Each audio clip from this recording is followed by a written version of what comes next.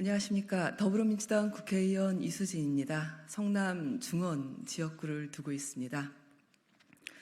오늘 국회 개원하는 날 첫 번째 제 법안 발의와 관련해서 기자님들께 그리고 국민들께 말씀을 드리는 기회를 갖게 됐습니다. 간병비 부담으로 인해서 우리 사회 많은 분들이 고통받고 있습니다.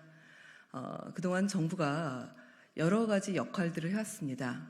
실제로는 급성기 병상을 중심으로 해서 간호간병 통합 서비스 시범 사업을 시작으로 10만 병상, 20만 병상 늘리겠다고 했으나 그 속도는 너무나 더디고 있습니다.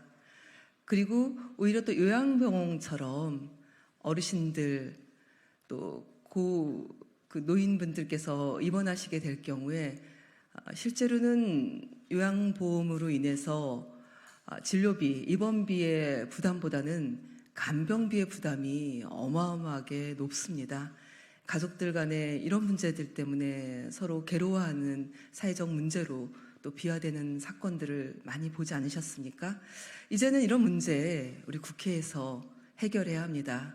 22대가 국민들께 희망을 주기 위해서 이 법안을 마련했습니다. 기자회견문을 낭독하도록 하겠습니다. 국민의 간병비 고통 해결과 간병 서비스 질 향상을 위한 간병비 급여화 3법 발의 추진. 최근 급격한 고령화와 이에 따른 만성 질환자의 증가 등으로 간병의 수요가 크게 늘고 있습니다. 그런데 일일 간병비가 약 15만 원 내외에 이르고 있어 국민께서 간병과 간병비 부담으로 큰 고통을 받고 있습니다. 이러한 간병의 부담과 고통은 최근 간병 살인, 간병 자살, 간병 파산 등의 비극으로 이어질 정도로 매우 심각한 상황입니다.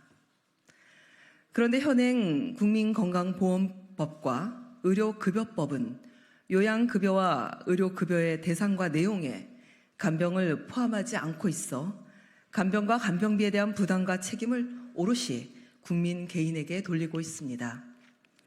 내년 2025년이면 대한민국은 초고령 사회로 접어들 것으로 예상되고 있습니다. 간병과 간병비로 인한 국민 고통은 더 커질 것이고 이로 인한 안타까운 비극도 더 빈번하게 발생하게 될 것입니다. 시급히 해결해야 할 국가적 당면 과제입니다.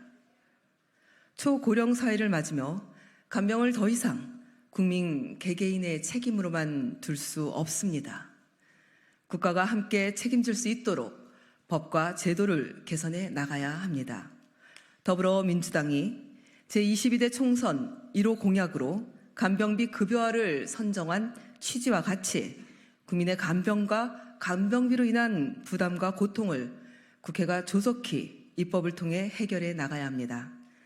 간병에 대한 국가 책임을 명확히 해야 합니다. 이에 저는 제22대 국회 개원과 함께 저의 1호 법안으로 국민의 간병비 부담을 덜어드리고 간병 서비스의 질 향상을 위한 국민건강보험법, 의료급여법, 의료법 개정안 등의 3개 법안을 간병비 급여화 3법으로 발의하고자 합니다. 간병비 급여화 3법은 주요 내용은 옆에 보시는 바와 같이 국민건강보험법 제41조 제1항의 제8호와 의료급여법 제7조 1항의 제8호를 신설해 요양급여와 의료급여의 대상에 간병을 포함시키고 부칙의 경과 구정을 통해 내년 요양병원을 시작으로 요양기관과 의료급여기관의 간병비 급여화를 단계적으로 시행하도록 하며 의료법 제47조의 3과 제60조의 4를 신설해 국가가 간병인력 양성 시책을 수립하도록 하고 간병인력 관리 감독 표준 지침을 마련하도록 하며 일정 규모 이상의 의료기관에 간병의 질 향상을 위한 간병인 관리 감독 방안을 마련하도록 했습니다.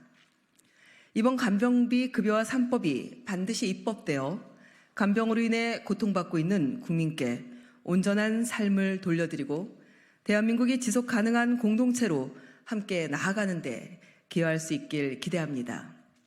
아울러 간병 문제를 해결하기 위해 현재 간호간병 통합 서비스가 시행 중인데 병상 수가 턱없이 부족합니다. 저는 간병비 급여와 함께 간호간병 통합 서비스 확대를 도모하는 제도 개선도 추진할 예정입니다. 또한 상대적으로 중증 환자가 아닌 어르신 등의 국민께서 이용하시는 요양원 등 장기 요양 제도의 강화를 위한 제도 개선도 함께 추진해서 간병 문제를 종합적으로 해결해 나가겠습니다. 간병 고통 없는 복지 국가로 나아가기 위해 최선을 다하겠습니다.